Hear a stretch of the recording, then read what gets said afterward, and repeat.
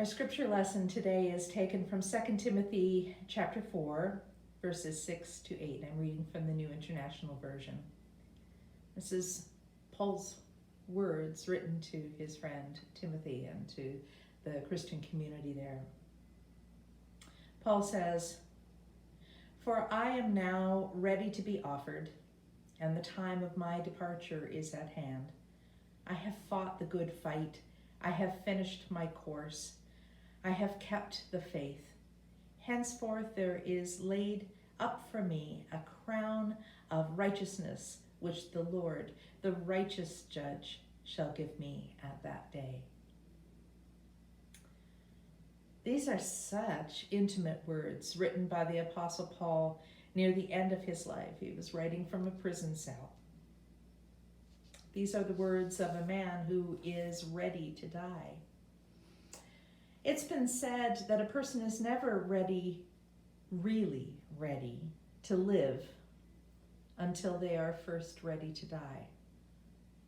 I'm going to let that sink in for a second. A person is never really ready to live until they are first ready to die. I think that's probably true. Isn't life sweeter? The colors of the world around you more vivid when you have had a brush with death? Perhaps you've had a close call. Realize how lucky you are to still be alive.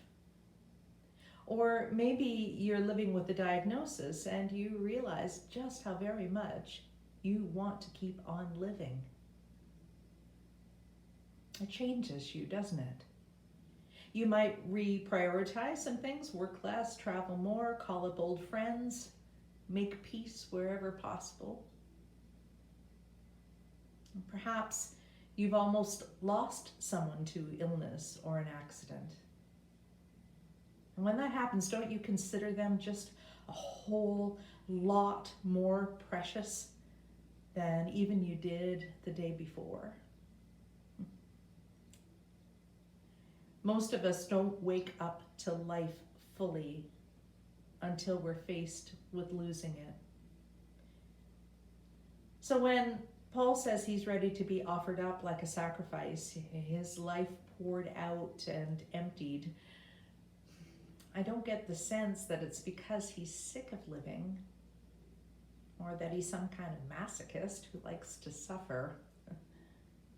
I think Paul is saying is that much as he loves life, he's come to a place where he fully belongs to Jesus now. In his letter to the Romans, chapter 14, he says that to him it makes no difference. If he lives for Christ. If he dies for Christ. And Paul says in Philippians that he's torn. He wants to stay alive and be with his friends, to continue on doing the work he's been doing, but he also knows that when he dies, he will be with his Lord. So either way, it's okay. Maybe you've known people at the end of their life who have talked like that, when they were ready to go, ready to leave this life, especially if they were in pain.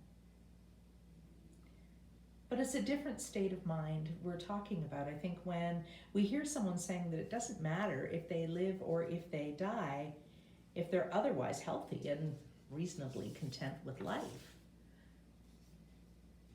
I think what we're talking about is something you might have heard ministers preach about before, something called dying to self. Dying to self, that's a really peculiar phrase, isn't it? In terms of a Christian life, it implies that out of love, you've given over your entire life to God's will. You'd give up your life for God. Now that sounds pretty impossible.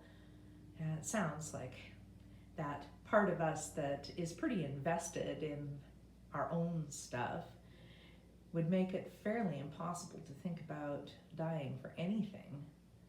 But I know that we're capable of something very like that, very godlike in that way almost, on that human scale already.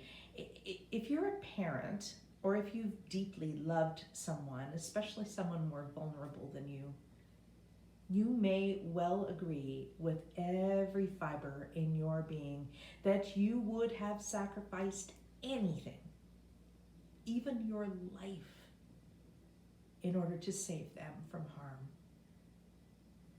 That, my friends, is what dying to self looks like for us ordinary humans. So imagine loving God so much that you were willing to let go of everything in order to follow your Lord.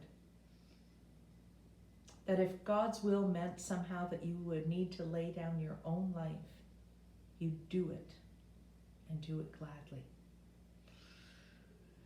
We talked last week about Stephen's martyrdom and how we too might find ourselves in a situation where standing by our faith could mean death. If not physically, then certainly socially. Your desires for acceptance and inclusion might have to take a back seat when you put your faith first. That's the cost of discipleship. Most of us would say we could do that. We love God enough to give up a few friends, perhaps. I think we are just so lucky that most of us will never have to be asked to give up more. Someone you should know who walked that talk best was German Lutheran pastor Dietrich Bonhoeffer. He was greatly disturbed by the terrible things being done in his country under the Nazi regime. Things that any Christian should have protested.